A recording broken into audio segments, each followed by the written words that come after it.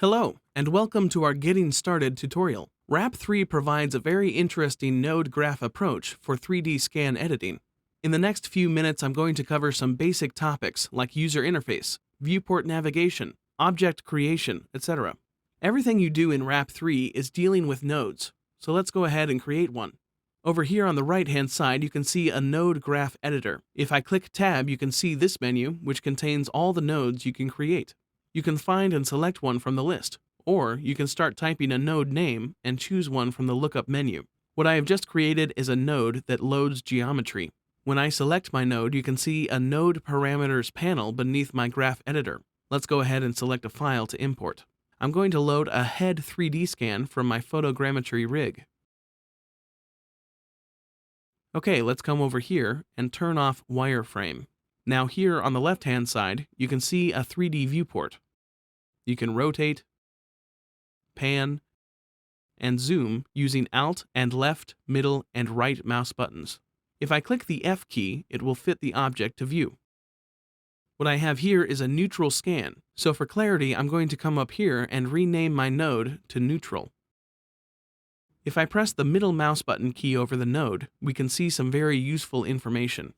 Here we see that our node result is of type geometry. The geometry has approximately 1 million polygons. It also has UVs, and its computation status is computed. If a node fails to compute, you can always check the reason under the status line. Each node in wrap3 may have several inputs and exactly one output. If you hover the mouse over the input, you can see a tooltip saying that the input name is texture and the input type is image. Let's go ahead and create a node that will load an image for us. I'm going to go over here to the Parameter tab and select an image file. Now what I'm going to do is plug the output of my image node to the input of my geometry node. Alright, now our scan has a texture. Before we go further, let me explain how the tabs on the right-hand side work.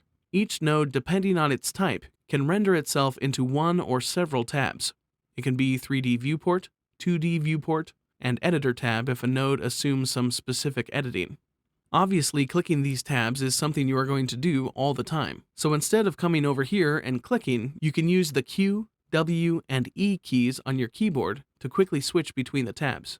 The Load Image node, for example, renders itself into 2D viewport, which you can see by this blue highlight above the tab. If I switch to the tab, you can see our texture. Okay, what I'm going to do is load another head scan, this time with a different facial expression. I'm going to select a corresponding file from the dialog. Let's go ahead and turn off wireframe. I'm going to name this node Smirk. Let me also create another Load Image node and specify a corresponding file for texture. As I connect the nodes, my texture is being applied to my new scan. Now that we have two objects in the viewport, let me draw your attention to these blue buttons over here. Each node that renders itself in 3D viewport has such a button. By clicking the button, you can turn on and off the node visibility flag. If you hold the Control key while clicking the button, it will make the node visible while hiding all the other nodes in Node Graph, which sometimes can be very useful. Okay, as you might have noticed, for some reason my scans have a different orientation and scale.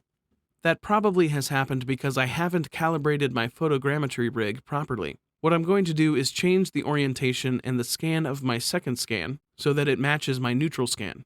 Obviously, I could do that manually by rotating and scaling the second model, but that would take me quite a lot of time, so I'm going to use a rigid alignment node.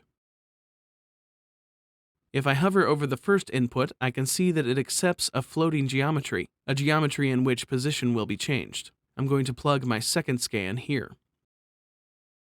The next input accepts a fixed geometry, a geometry to align to, which is my first scan.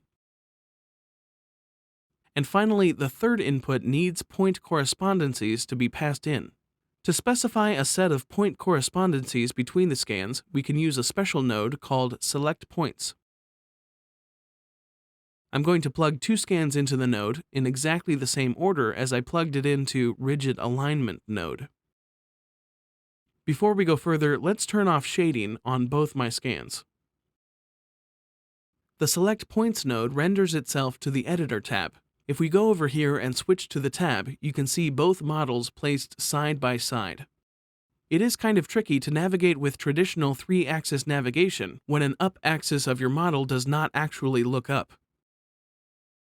I'm going to come up here to the Edit menu and go to the Preferences dialog. What I'm going to do is to change my navigation type from Standard to Trackball. I know many people are not used to trackball navigation, but it can be really useful when you work with randomly oriented scans. Alright, what I'm going to do now is to specify at least 3 point correspondencies between my left and right model. The idea is to find such points which position is independent of facial muscles movement. Make sure that the corresponding points come in the same order.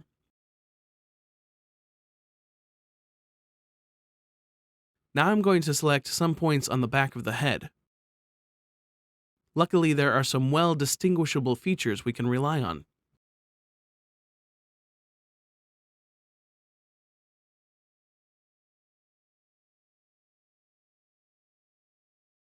I'm going to select a few more points to make the result more accurate.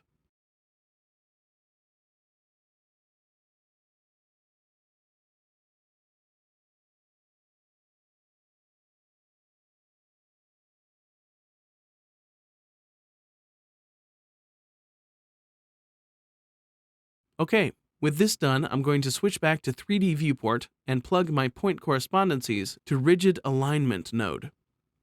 Okay, now we can see the result of rigid alignment. I'm going to control-click on the blue button to hide everything except my aligned model. As I control-click and switch between the models, you can see that the orientation is now correct, but the scale still does not match. We can easily fix that. All we need to do is come up here to the Rigid Alignment Properties panel and turn on Match Scale. And now you can see that the scans are perfectly aligned.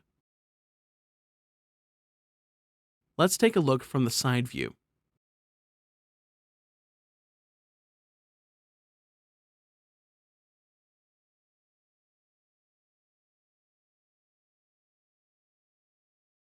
Okay, now I'm going to save my aligned scan to File. All that I'm going to do is create a Save Geometry node.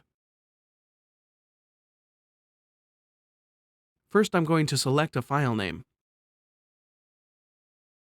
I'm going to call it alexsmirkaligned.obj.